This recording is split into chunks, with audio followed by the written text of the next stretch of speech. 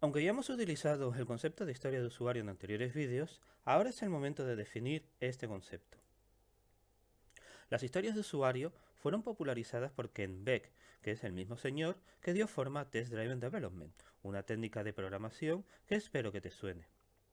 Como puedes ver en la imagen, una historia de usuario es, en primer lugar, una historia que nos habla sobre las cosas que hace el software y qué uso tiene. Por ejemplo, podemos contar una historia sobre qué es lo que pasa cuando escribimos el código postal y que automáticamente se rellenan la ciudad y el estado, o la provincia en este caso, sin tener que apretar un botón. Este es un ejemplo que fija la idea. Si puedes contar historias sobre lo que el software hace y generar energía e interés y una visión en la persona a la que se los cuente, entonces, ¿por qué no contar historias antes de que el software se construya? Muchas veces nos equivocamos y pensamos que una historia de usuario es una frase escrita en un POSIT. Un equipo de desarrollo no puede trabajar solo con frases en POSIT. ¿Tú podrías implementar un sistema si lo único que tienes para trabajar es un taco de POSITs escritos? Seguro que no. Las historias son conversaciones. Vamos a aprender más de las historias y a desterrar algunos mitos justo a continuación. Todos conocemos el ciclo de una gota de agua desde que cae una nube como lluvia hasta que vuelve a ella evaporándose del mar. Vamos a ver ahora cuál es el ciclo de una historia de usuario. Cuando necesitamos tener una conversación, podemos escribir un recordatorio del tema a tratar en una tarjeta. Las tarjetas también nos sirven para escribir breves resúmenes de las conversaciones que hemos tenido.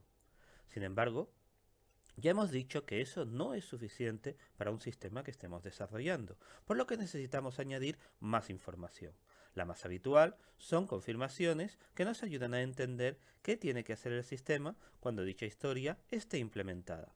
Una vez que ya tenemos clara la historia y el Product Owner indique que debe entrar en el sprint actual, es el momento de implementarla y validarla con los clientes y usuarios si el sistema es capaz de cumplir la historia que nos contaron.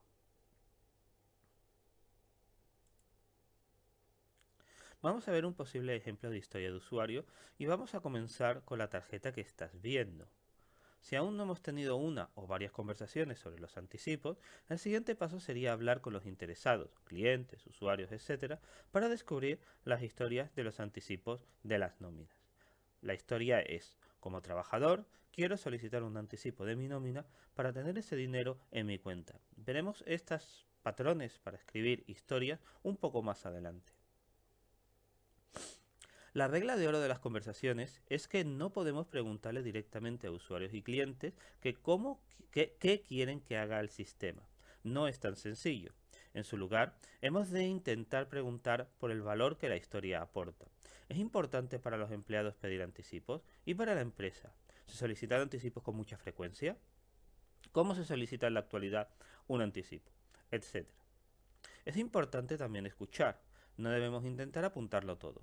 Recordad que si estamos haciendo un proyecto ágil, esta historia la implementaremos dentro de pocos días. Y además el Product Owner es parte del equipo, por lo que debería estar disponible para resolver dudas o recordar detalles más adelante. Tampoco tienes que intentar tener toda la historia en la cabeza. Prototipo de pantalla, diagramas, etcétera, son unas herramientas estupendas para almacenar información de una manera rápida de hacer y fácil de consultar. Veremos más adelante, con más detalle, cómo añadir más información a las historias y cómo confirmarlas, pero vamos a mostrar aquí un ejemplo muy sencillo.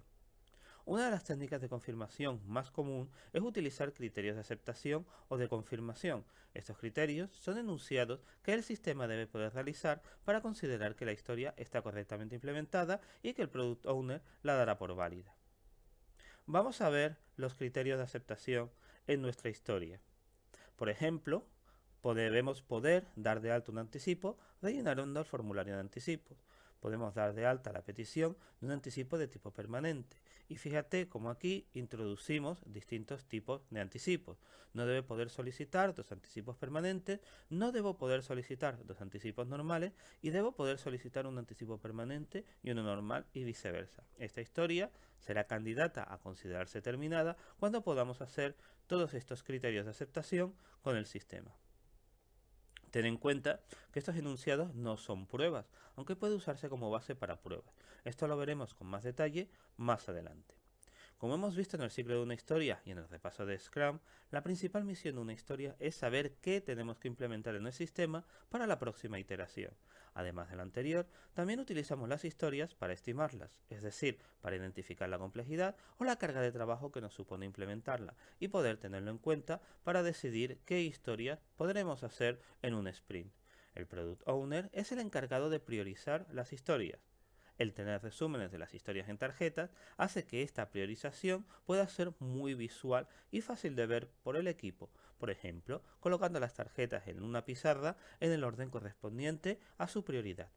Las historias se suelen descomponer en tareas técnicas necesarias para su implementación. Estas tareas pueden visualizarse junto a sus historias como en esta pizarra para que todo el equipo sepa qué está pasando en todo momento durante el sprint.